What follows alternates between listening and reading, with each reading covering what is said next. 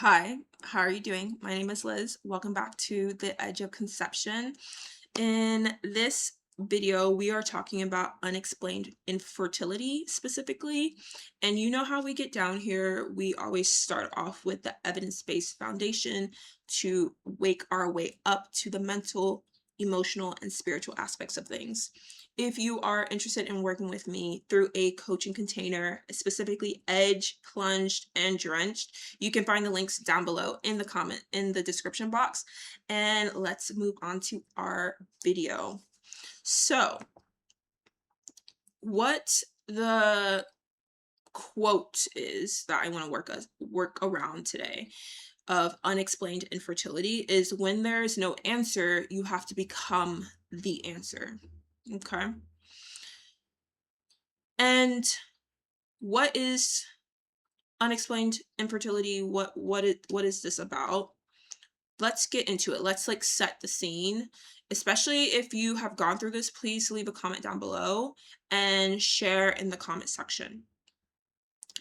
This is when you've done the testing, you've done the blood work, the imaging, the semen analysis, the specialist appointments, and everything comes back normal. And somehow a normal, which I see all the time in my practice, and it's always like a bummer, like I can visually see it on someone's face, like their face kind of falls. Everything comes back normal. Nothing is technically wrong based off like the things that we looked at here. And somehow that landed way worse, harder, deeper than a definitive diagnosis of something wrong, right? Today, specifically in this video, we're going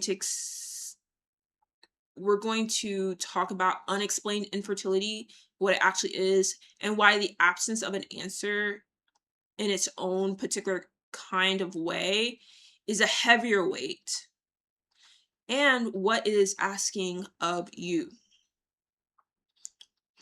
So let's get into our evidence-based foundation. What is unexplained infertility? Unexplained infertility is the inability to conceive after 12 months of regular unprotected intercourse where standard testing reveals no identifiable cause. You have normal ovulation, normal tubes, normal semen analysis, but no explanation.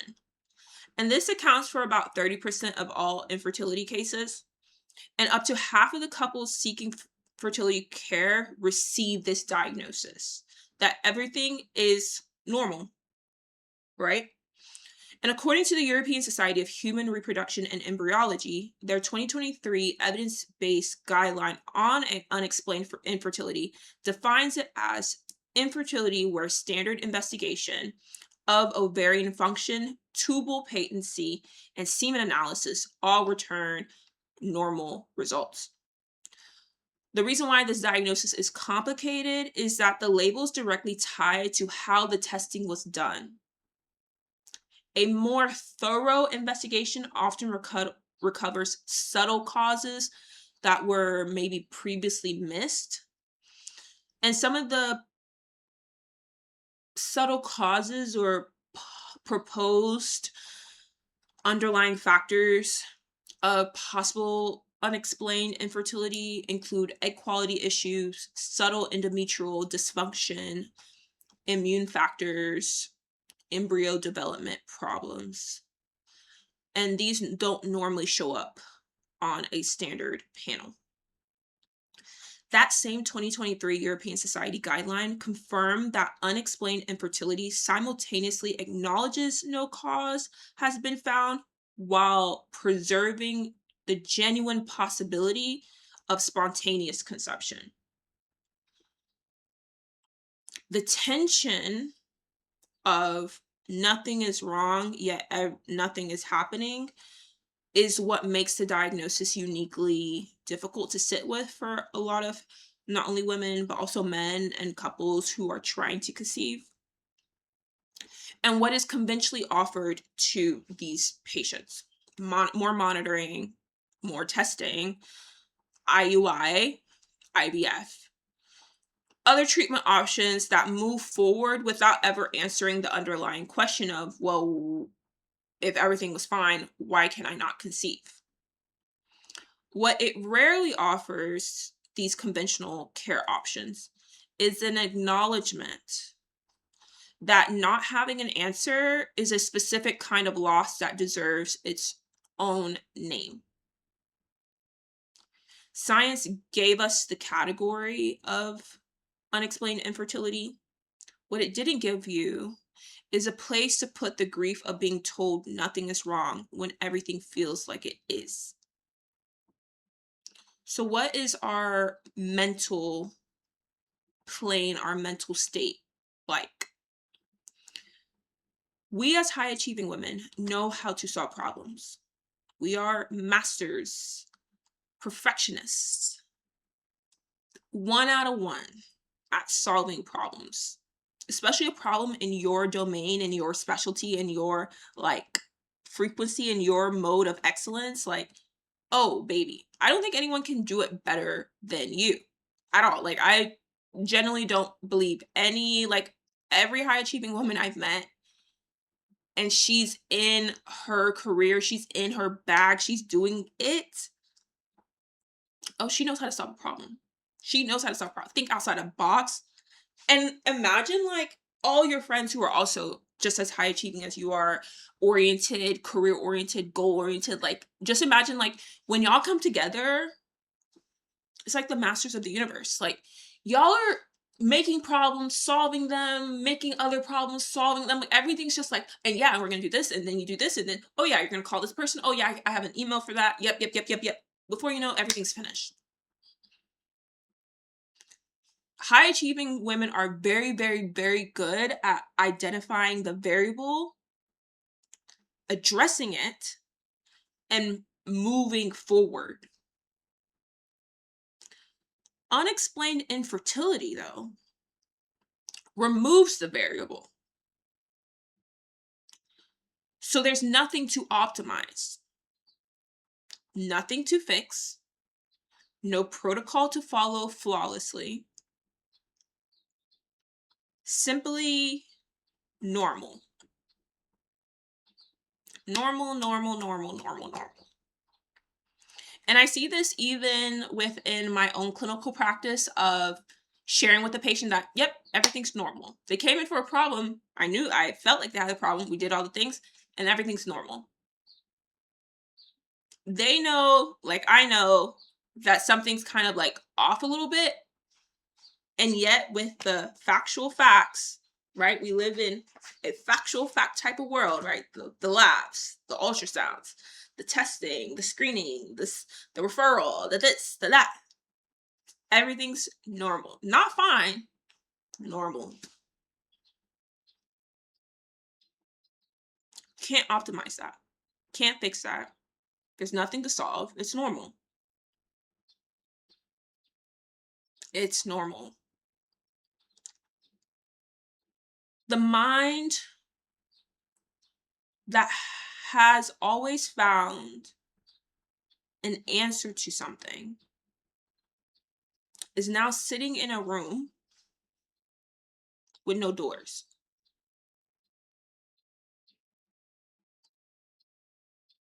The ability to fix a problem, to be um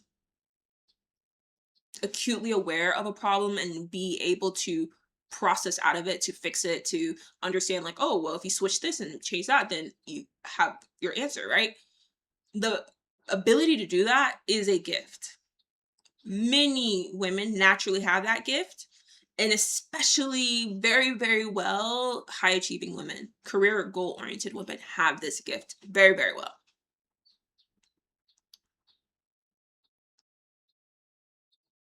It is the way that our minds are structured to for solution oriented goal setting. Let's freaking do this. No womp womp stories around here. I'm going to find a way. I'm going to find a way. Yet, if you were ever given this diagnosis or ever experienced or heard someone who experienced this diagnosis, or if you've in the future experience this diagnosis, there's no problem to find a way out of. Does that make sense? And that's why the analogy of your mind is tailor made to solve problems. You don't have a problem. You have a desire not yet completed, but you don't technically have a problem. Technically, right? And the technically part is a very key, and as I said earlier, a very hurtful part of this whole thing. Technically, you're fine. Everything's normal. Everything looks normal. Dare I say great. But clearly, it's not going well.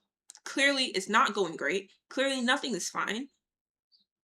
Yet everything is normal. There's no variable to fix. What this is asking of you is is something entirely different. The capacity to hold uncertainty without it becoming your identity.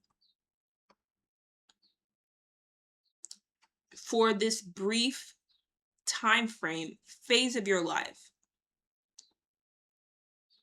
to hold uncertainty without it embodying into your body as uncertainty.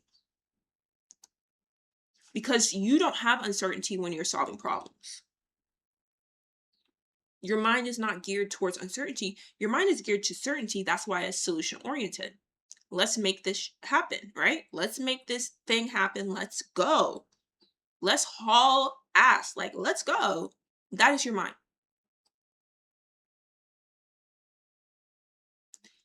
This is requesting of you to still haul ass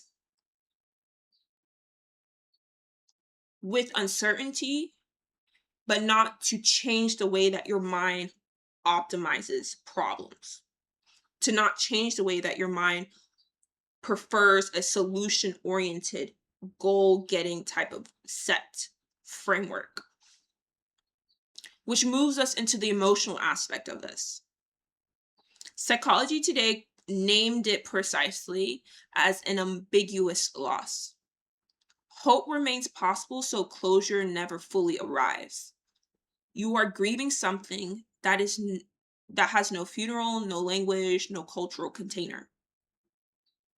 The grief comes back with every negative test that you perform, every new cycle you initiate and close out, every appointment that ends the same way with everything's fine, we'll try again later.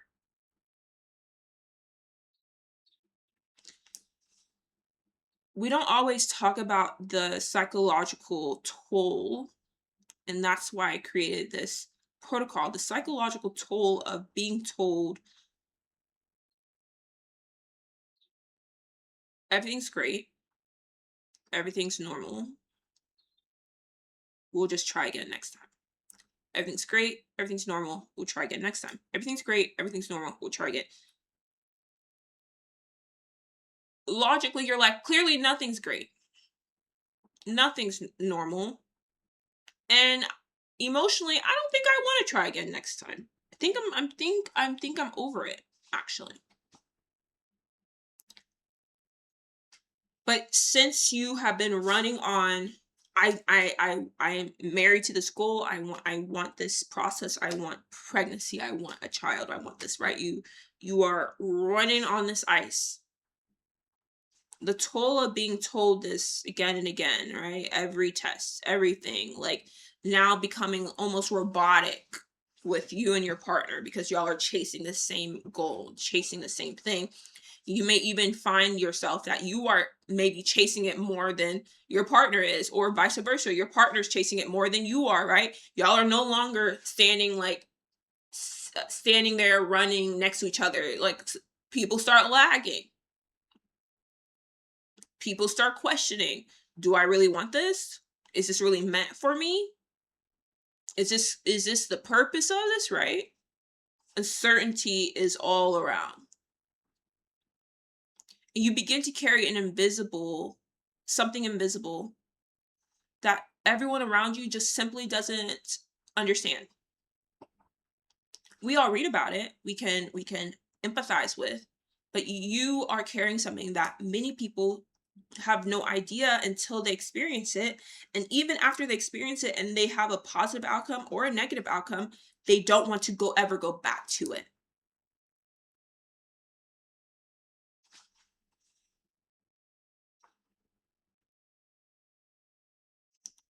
This gray zone. I don't know why I was going to call it a dead zone, but this gray zone, it kind of feels like a dead zone of we're not black, we're not in the black, we're definitely not in the white, or we're definitely not clear at all, right? We're in this gray, this unhappy in between that is, it wears away at your confidence, wears away at your certainty, wears away at your endurance, your resilience, your task master self, right? Wears away at the way that you have formulated your mind to be solution oriented, because you are clearly running out of solutions because nothing is technically wrong.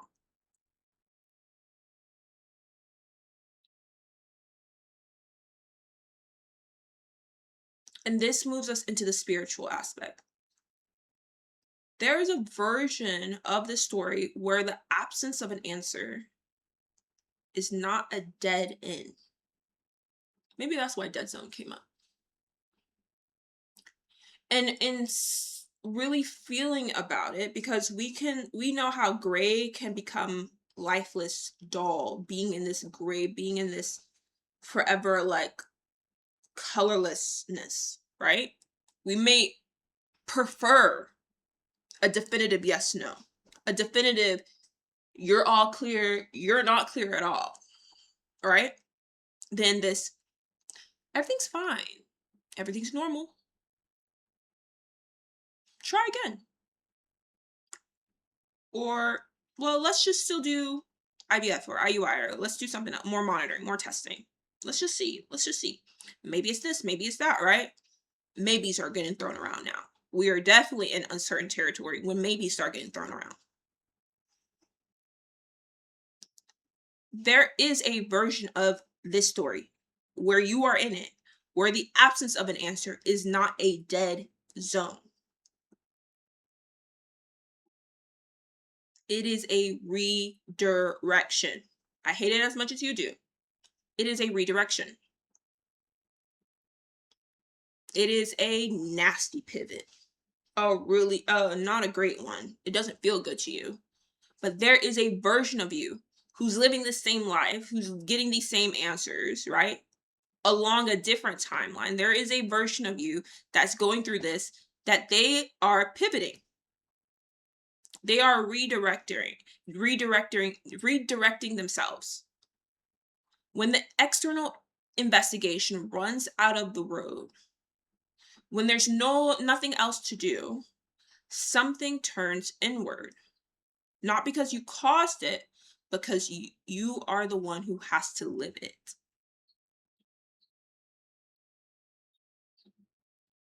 This exact phrase is the exact similar phrase that my therapist told me when I started going to therapy years ago. Of you didn't cause this. You're not the reason why we're here today, right? This is not because of you. You though are deeply in charge of your own healing. No one else. And feeling into that, hearing that, I started like crying. I was so beyond angry, beyond excited, beyond like it was just beyond anything I could ever imagine, because my initial onset was like, if it's not my fault, then why am I here?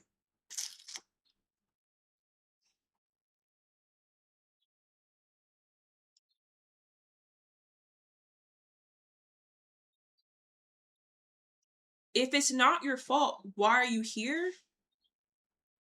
Is a dark, dark road to go down.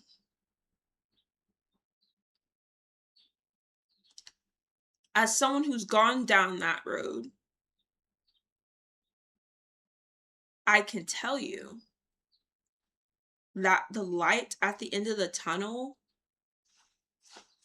is probably one of the brightest, most savage lights you'll ever experience in your entire life.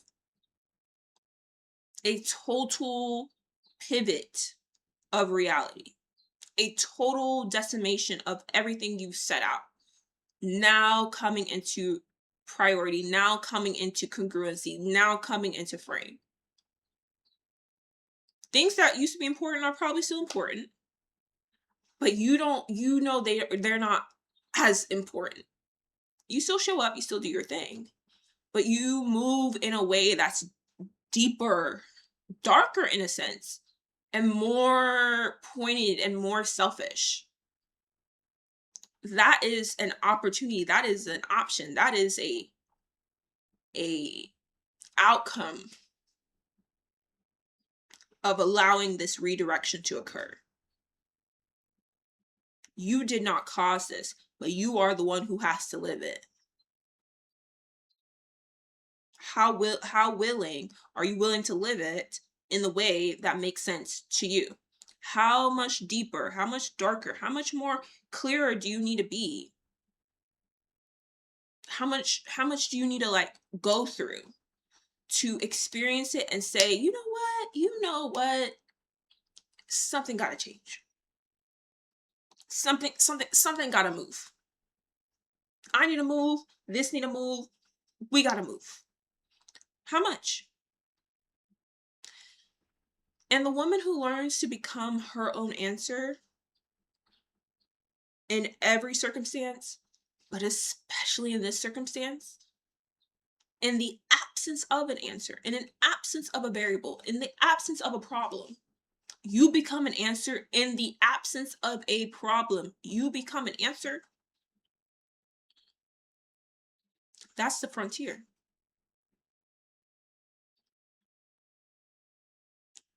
There is no technical problem with unexplained infertility, right? You can make, well, I'm not conceiving a problem. Okay, then there's a solution for that. IUI, IVF, more monitoring, all the things, right? But those are just simple blankets. Yes, you'll still have your baby. Yes, you'll have a great time. But there will always still be some mechanism in the back of your head of, well, if everything was technically normal, why didn't it work? Maybe you're not meant to answer that question in the physical with more testing and more things. Maybe you're just meant to go through the IUI, go through the IVF process, get pregnant, have a great baby, have a great life, right? Maybe that question is meant to be answered in the mental, emotional, spiritual plane. If everything is normal and there's not a problem, why am I still like this?